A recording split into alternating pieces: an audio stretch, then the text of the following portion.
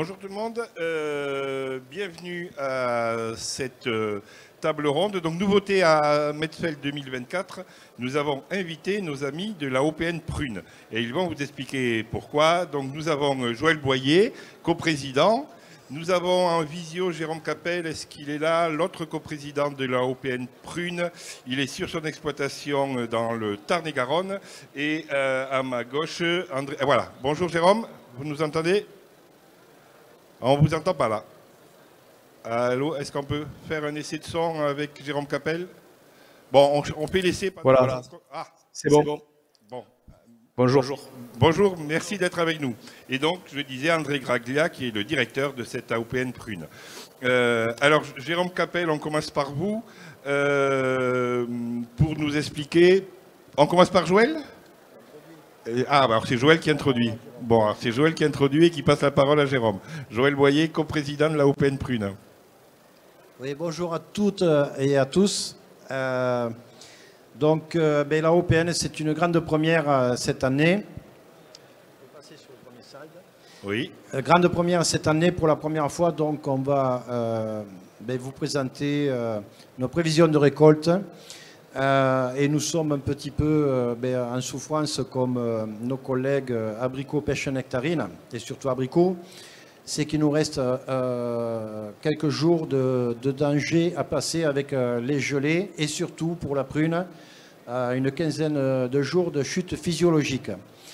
Donc voilà, l'AOPN Prune, on va en parler en détail un peu plus loin. Donc nous sommes sur un axe de nouvelle structuration et de nouvelles missions avec une nouveauté, une grande nouveauté pour cette année, c'est la mise en place d'une coprésidence. Donc Jérôme Capel qui me rejoint, dans lequel nous aurons une mise en avant de l'offre, informer, éclairer les adhérents, mieux suivre le marché, seront nos nouvelles missions. Et donc mon coprésident Jérôme Capel va se présenter dans l'instant. Alors Jérôme, c'est à vous. On retourne dans le Tarn-et-Garonne. C'est aux confins du Tarn-et-Garonne et du Lot, si j'ai bien compris. Voilà. Jérôme. C'est ça. Bonjour à toutes et à tous. Donc, je suis dans le Tarn-et-Garonne.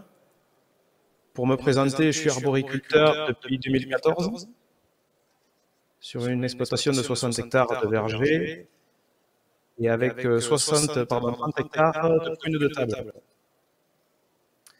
Alors, je devais être physiquement présent avec vous.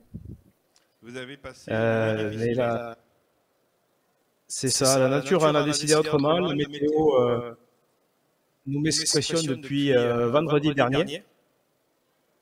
Donc, on vient d'essuyer 4 nuits de lutte indigène. Je vais essayer de m'adresser à vous correctement malgré une importante dette de sommeil. On voit que vous êtes fatigué, oui, allez-y, tranquillement, va. Oui, assez clairement. Donc j'ai de l'écho, c'est pour ça aussi que je parle. Donc voilà, je suis producteur de prunes, engagé dans la filière depuis 4 ans. Et on a décidé avec Joël d'avoir une présidence qui puisse représenter la production et aussi l'équipe d'expédition. Et donnez-nous des nouvelles de votre verger. Donc, l'état des lieux depuis 4 jours. On a rencontré des situations de froid qui correspondent à nos moyennes de lutte. Donc, pour l'instant, on est assez satisfait de la protection que l'on a engagée. Il nous reste un tout petit risque la nuit prochaine pour le secteur sud-ouest.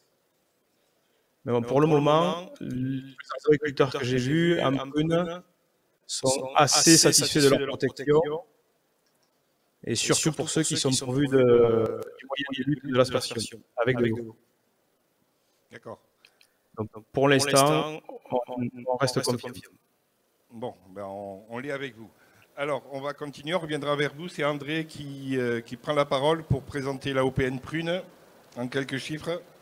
Oui, bonjour à toutes et à tous. Je serai bref. Quelques mots sur l'AOP Nationale Prune. Donc une association reconnue depuis 2010 par les pouvoirs publics. Son objectif, fédérer, représenter, mener toutes les actions à caractère économique pour la filière. À ce jour, 28 opérateurs adhérents, 12 organisations de producteurs, 6 expéditeurs, mais d'autres qui vont venir nous rejoindre, et 10 producteurs indépendants. Et peut-être un petit mot que vous n'avez pas là sur la slide, nos statuts sont ouverts à tous et à toutes. Voilà. Et c'est très important. À ce jour, 230 producteurs derrière les structures engagées au sein de la OPN Prune. Et on va dire en année normale, cette année ne le sera pas totalement, Joël vous le dira un petit peu plus précisément, mais en année normale, de potentiel normal, nous représentons de 28 à 30 000 tonnes de potentiel de prunes de table à destination du marché de frais. J'insiste, à destination du marché de frais. Ce qui place l'association, la OPN Prune, aux alentours de 50-55% de représentativité nationale du poids du marché de frais en prunes, que l'on peut estimer bon an, mal an, à autour de 60 000 tonnes. Voilà. Avec, donc on le voit sur la carte, 3 bassins de production. Oui. Alors, on a 3 bassins de production. Un bassin, alors, les chiffres que vous avez là sont les chiffres AOPN Prune. Vous verrez dans la note, la première note que nous avons élaborée à votre attention, qui est dense, complète, fouillée. On ne va pas la lire, rassurez-vous. Elle figure à l'entrée. Nous avons aussi donné les chiffres des bassins de production source Agreste. Ici, vous avez nos adhérents, la représentativité des adhérents de la OPN Prune. Donc, il y a un petit peu de différence. 80% de l'offre prune de nos adhérents de la OPN, c'est le bassin sud-ouest. 5% c'est le bassin sud-est et 15% c'est le bassin lorrain. Voilà. Et je passe sans plus tarder la parole à mon coprésident Joël Boyer. Alors Joël, on va attaquer avec ce que le public attend, c'est les tendances de récolte, sachant qu'évidemment ils sont prendre avec beaucoup de précautions. Jérôme Capel nous l'a dit, l'épisode gel n'est pas encore terminé, mais à ce matin, où est-ce qu'on en est? Qu'est-ce qu'on peut dire? Alors ce matin, donc effectivement, ensuite, nous avions fait des comptages en fin de la semaine dernière avant l'épisode de gel qui est en cours. Donc vous avez le panneau d'Angers, nous sommes en pleine période de gélive. Donc au-delà du gel, comme l'a dit Jérôme Capel, notre coprésident, attention, demain matin encore une petite alerte. Mais en prune, c'est pour ça que nous n'étions pas là toutes ces dernières années. En prune, on a quand même une réactivité qui va s'étaler sur une quinzaine de jours de risque de chute physiologique. C'est-à-dire qu'entre les coups de chaud précédents, cet épisode de froid, ces gros coups de chaud, puisqu'on est monté à 28 degrés régulièrement sur plusieurs jours, et derrière cette température hivernale, on a le risque de réaction des arbres en fait, qui vont faire chuter d'autres fruits complémentaires. Donc pour l'instant, nous étions sur un potentiel, donc là où nous étions l'an dernier à 120% de récolte, après les 2 années de gel précédentes, rappelons-nous. Donc l'an dernier, les arbres avaient réagi et rattrapé leur retard des 2 années précédentes avec 120% de production. Cette année, on dira que de manière globale, on va se retrouver à une production à 80% de volume d'une année normale. Voilà. Donc 40% de moins que l'an dernier. Il faut noter que nous aurons sur le bassin sud-ouest une récolte plutôt précoce, à voir le froid, comment dirais-je, la durée de la fraîcheur qui pourrait calmer de quelques jours cette précocité. Mais on peut estimer qu'on va partir sur du précoce, c'est-à-dire nos premières prunes françaises, au lieu d'attendre fin juin, apparaîtront quelque part vers 15-20 juin, plutôt. Mai 15... Non, juin. Juin. Nous sommes bien des productions d'été. 15-20 juin, d'accord. Et donc, ce qu'il faut noter dans le 80% d'une année normale, c'est que sur nos américano-japonaises, nous serions plutôt à 70-80% de potentiel.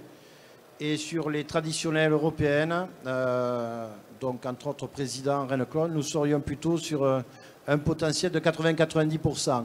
Le tout nous amène donc à ce fameux 80% de moyenne théorique du moment.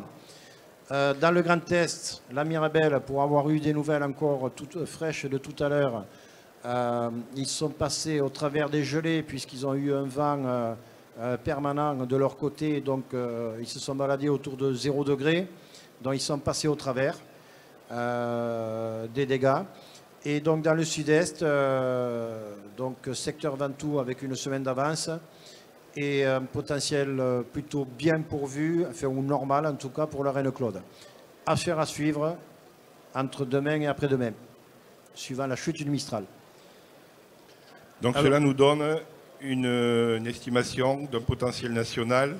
Alors, potentiel 2024, donc on serait plutôt sur un potentiel inférieur à 50 000 tonnes. Donc vous le noterez, habituellement, on est plutôt sur du 50-55 000 tonnes pour le marché de frais, donc, hein, on précise toujours le marché de frais. Et là, c'est tout producteur confondu, AOP, plus ceux qui ne sont pas dans l'AOP, oui, on est d'accord. Ça, c'est du national disponible.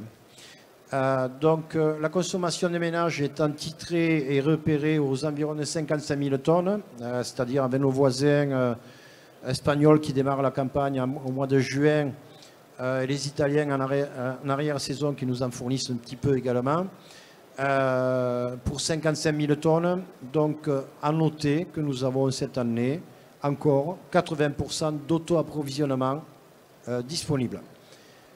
Finalement, c'est un fruit qui se porte bien si on parle de souveraineté alimentaire. Oui, tout à fait. Nous sommes dans le bon sens. Largement au-dessus de la moyenne des fruits. Voilà, nous sommes un des rares produits qui est au-dessus de fameux 50%. Il faut le dire. Oui, ça mérite d'être dit. Et d'être écouté, que Paris pourrait nous entendre des fois peut-être. On ne sait jamais. Donc, ce qu'il faut noter, un dernier point, c'est que là, sur ce slide, c'est que nous avons quand même 42% de ménages acheteurs. Donc, messieurs nos clients, messieurs et dames, dames et messieurs nos clients, n'oubliez pas que la prune est un produit bien acheté et bien consommé. La consommation, elle stagne, elle se développe, elle recule globalement? Ah ben, par rapport aux 3 dernières années, on n'a que des points positifs d'augmentation, donc qui dépassent les 10% pour le panier de la ménagère. Pour les kilos consommés, le prix moyen, on n'a que du boni en fait par rapport à la moyenne des 3 années passées, suite à la saison passée. Merci Joël, on va retourner dans le Tarn-et-Garonne. Jérôme, vous êtes toujours avec nous? Est-ce qu'on peut voir Jérôme? Alors, voilà. Jérôme, vous allez nous présenter maintenant les principaux engagements de l'AOP. Alors, je ne sais pas si vous avez le visuel que nous avons, nous, pour vous aider. Mais en tout cas, je vous donne la parole. C'est le plus simple. D'accord. Oui, j'ai récupéré le slide, évidemment. D'accord, merci. Donc, quels sont les engagements de l'AOP? Les engagements, je vais essayer de ne pas faire de la relecture. Vous devez voir qu'on a une gamme de 4 couleurs et on a aussi 4 mois de mise en marché. Donc l'engagement il est porté par les producteurs avec les installations de renouvellement et d'extension du verger, puisque avec 4 couleurs et 4 on a beaucoup d'opportunités sur de l'extension ou du remplacement de variétés qui porteraient plus d'intérêt. Ce dynamisme, il est porté. On va faire un peu rêver le public. Les 4 couleurs, on va citer les principales variétés. Donc, on a Alors, vous avez les traditionnels, la Reine-Claude par exemple. Donc ça, c'est le vert. Couleur verte, c'est ça. Vous avez les prunes jaunes qui peuvent être représentées par la Mirabelle, mais aussi par toute une gamme d'américano-japonaises. Donc vous avez une gamme qui va de fin juin jusqu'à début septembre et même début octobre.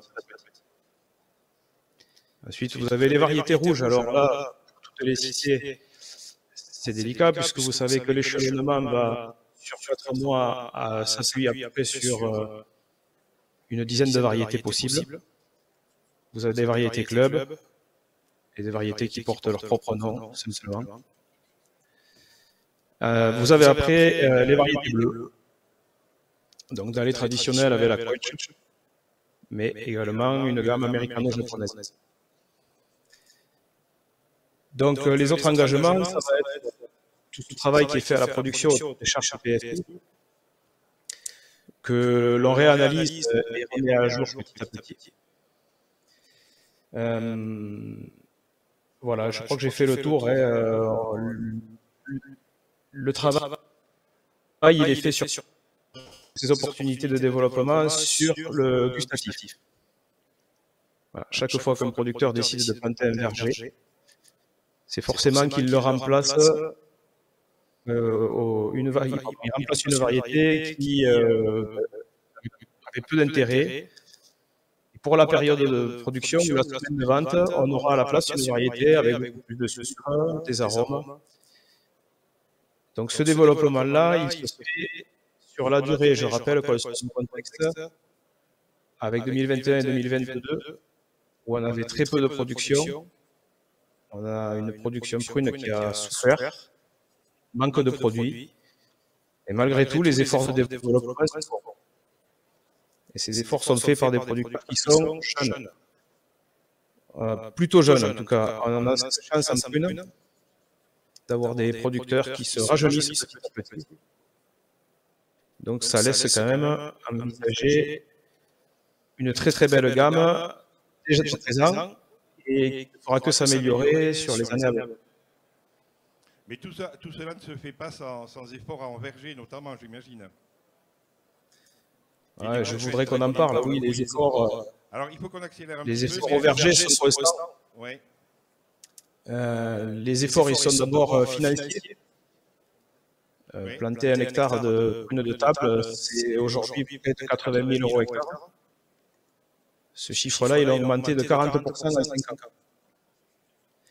ans. Lorsqu'on produit, évidemment, on est confronté, comme tout le monde, à l'inflation, que ce soit à la production ou au conditionnement.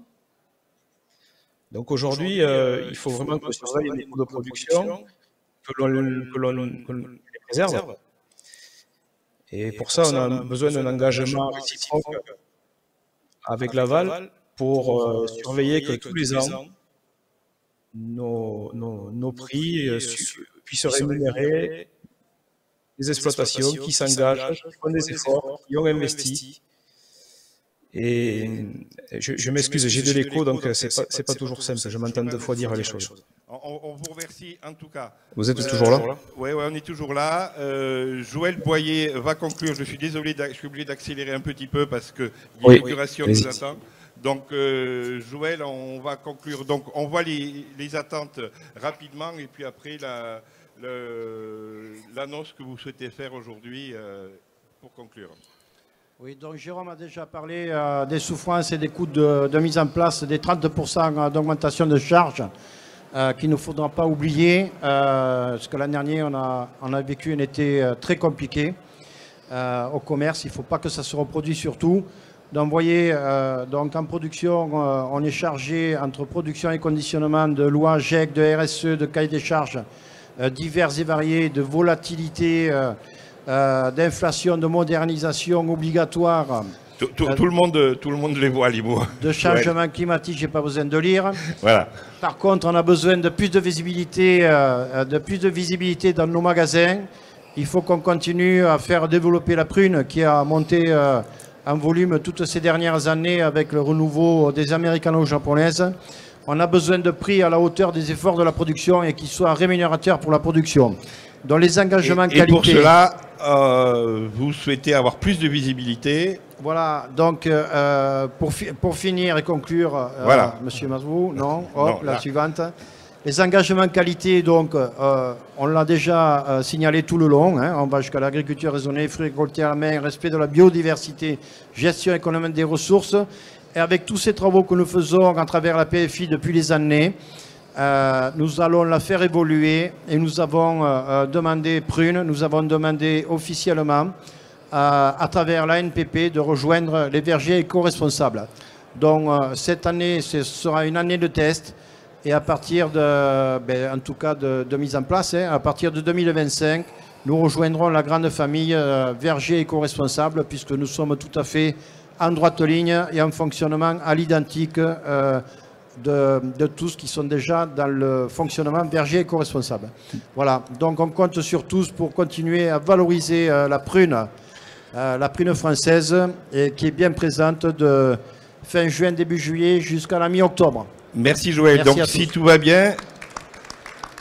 va bien, l'année prochaine, si vous revenez nous voir, vous serez le 4e fruit après la pomme, le 5e, la pomme, la poire, l'abricot, la pêche, que je n'oublie pas, le 5e fruit à être verger éco-responsable. Merci Jérôme Capel, bon courage, reposez-vous si vous en avez la possibilité. Merci aux officiels, je laisse la place à l'inauguration. Une petite annonce, juste, excusez-nous. Vous avez des documents on l'a dit tout à l'heure. À reprendre. On l'a dit, oui. Ils sont à la sortie. Et qu'à 13h, nous avons un petit pot à l'étage salle Canigou pour ceux qui veulent venir nous rejoindre pour continuer à échanger sur la prune. On laisse l'inauguration officielle se mettre en place. Merci Joël, merci André. Au revoir à tous.